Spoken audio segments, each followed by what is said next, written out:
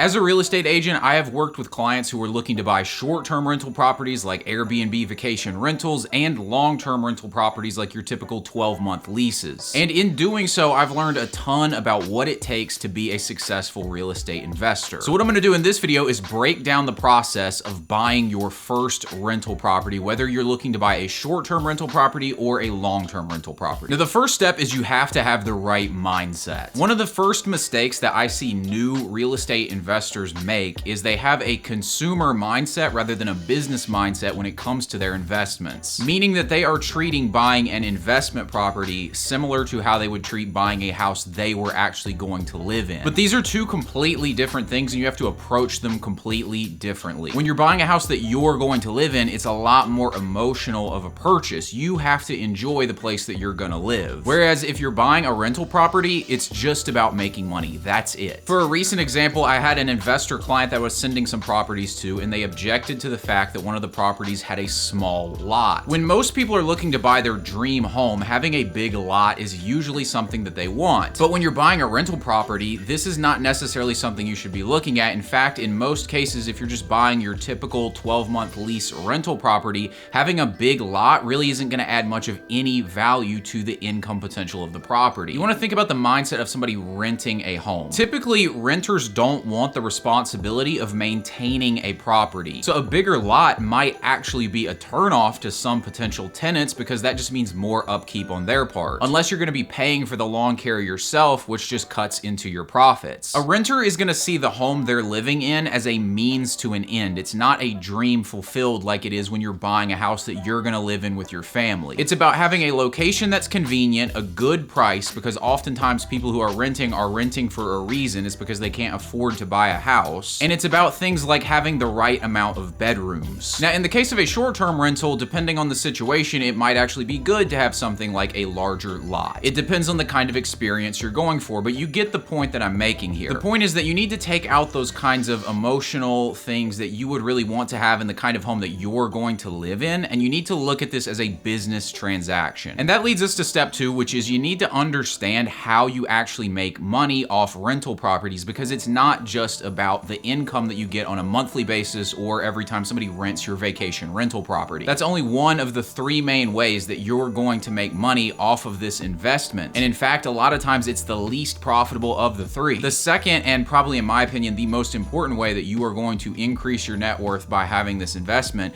is through property value appreciation. That means your home going up in value. For example, if you buy a house for $350,000 in an area that appreciates at 5% annually for 5 years, that house will then be worth $446,000. Picking a location that's gonna go up in value is oftentimes more important than the actual rental income. And the other thing is, if you pick a location that goes up in value, that means rents are also gonna go up in value in that area, and that just means that your rental is gonna be more profitable. And the third way to make money through owning rental properties is tax deductions. Real estate investing has more tax write-offs than just about anything else. For example, you can write off losses in your rental property against your main source of income. Property maintenance fees, utility fees, and depreciation are all things that you can write off as tax deductions. I recommend anyone who's serious about real estate investing speak with a CPA who understands real estate. There is so much to consider when it comes to the tax benefits of owning real estate and how best to leverage those for your situation, that if you can get somebody like this on your team, it can be invaluable. Now that you understand the tools at your disposal for making money through owning rental properties, it's time to figure out how much of a loan you can qualify for. You want to speak with a lender and get your financing in order before you look for a property. So many people make the mistake of going out and looking at houses and getting their hopes up only to find out that they can't even qualify for the house they want, maybe not even qualify for anything at all. So that you don't waste your time, it's smart to speak with a lender first. There are 3 main factors a lender is going to consider when approving you for an investment property. The first thing is credit score. Typically, a credit score over 740 is going to qualify you for the best interest rates available. And when it comes to investment properties, it's a lot harder to get financing for those kinds of properties than it is for, say, a first-time home buyer to get a home. In those circumstances, you might have been in this situation already. You can qualify on first-time home buyer programs through FHA with credit scores as low as like 580. But that's not realistic when you're going to buy an investment property. Typically, you want to be much closer to 700. That's almost a minimum. The second thing a lender is going to look at is your debt to income ratio. This is a ratio of how much money you make on a monthly basis versus how much monthly debt you have right now and how much you would have after a certain amount of financing. When buying a home for a primary residence, it's not uncommon to be approved for a debt to income ratio over 50%, meaning if you were making $5,000 a month,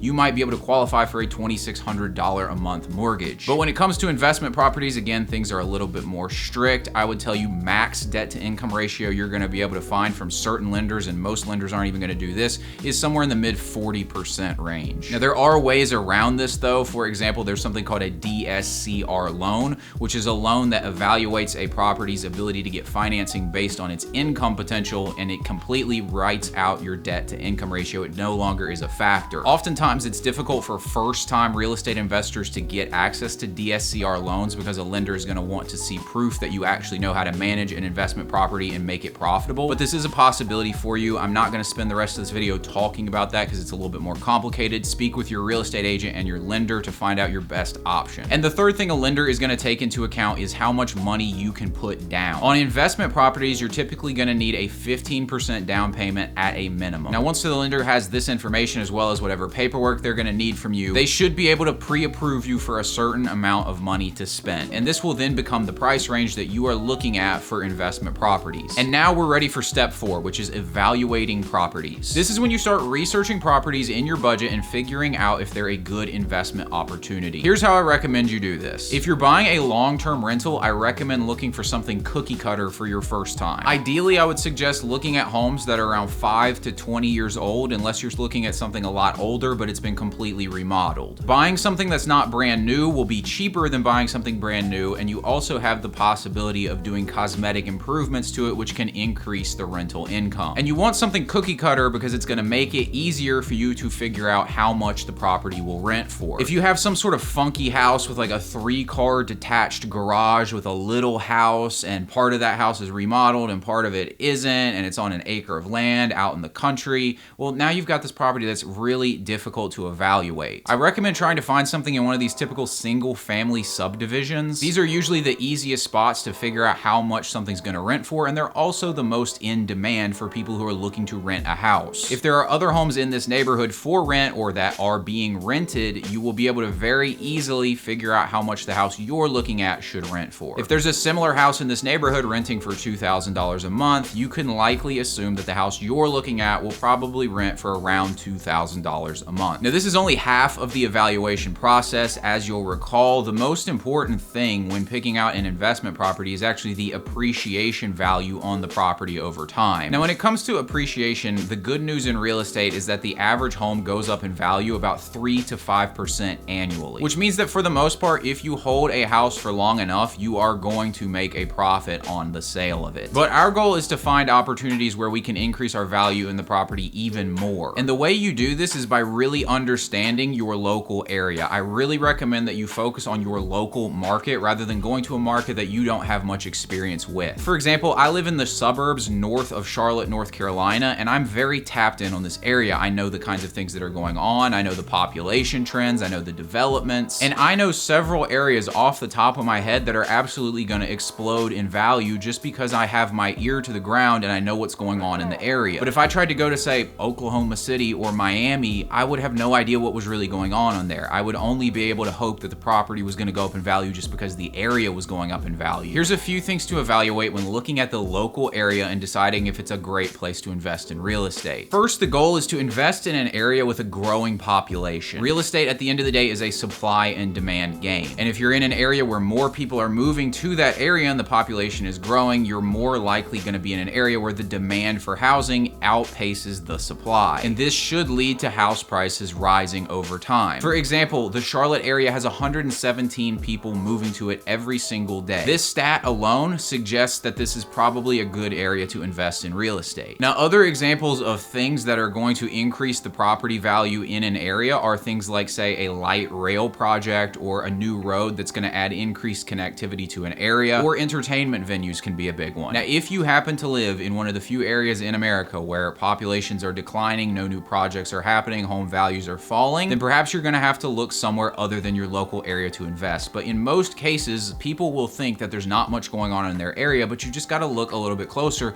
and you'll find pockets of opportunity. With me, before I became a real estate estate agent, really started keeping up with trends in my area, I really thought my area was super boring. I mean, I thought it was so bad that I actually moved across the country for a year to go live in another area because I thought nothing was going on in my area. Then I moved back to the Charlotte area and figured out this was actually one of the best places in the country, and there was tons of stuff happening. I just wasn't paying attention. Now, if you're looking at doing short-term rental properties, the evaluation process is a little bit different. There's two main types of short-term rentals. The first is doing rentals that you're aiming to rent the place for 1 to 3 month periods. These are becoming increasingly popular short-term rentals for people who are moving from one location to another, and they have to sell their old house before they can buy another house. So these short-term rentals of about 1 to 3 months are kind of this place for people to hang out while they get moved into their new home. In these cases, it's pretty similar to a long-term rental. You're basically looking for something nice, something that's low maintenance, something in a convenient location. And the second type is your typical vacation rental that you might see on Airbnb. Cookie cutter subdivisions probably aren't going to be a great idea for this because who wants to go on a vacation and just stay in some random subdivision? Unless that subdivision is right by some big entertainment venue, this is probably not a great place to buy an Airbnb. With vacation rentals, it's all about the experience you're providing. In my area, we live on this lake called Lake Norman, and Lake Norman has become this big destination for vacation rentals for people all over America. And there are lakefront homes being rented out as vacation homes, and they're going for a lot of times over $1,000 a night, sometimes $2,000, $3,000, even $4,000 a night. A lake house is obviously the kind of home somebody would rent for a vacation stay, whereas a home in a random subdivision probably isn't. So you want to find a property that is experientially appealing or something that's going to be near desired venues. A condo right next to an NFL stadium or right in the downtown area of a city that people like to travel to, or even a small house in a nice part of a downtown area. Now, the next question you might have is, okay, that's great. Now, how do I actually go about evaluating the income potential of a property? Well, real estate agents perform something called a CMA, which means comparative market analysis. What we do when we do a CMA is we find comparable homes to the one that you're looking to buy. So in this case, if you were looking to buy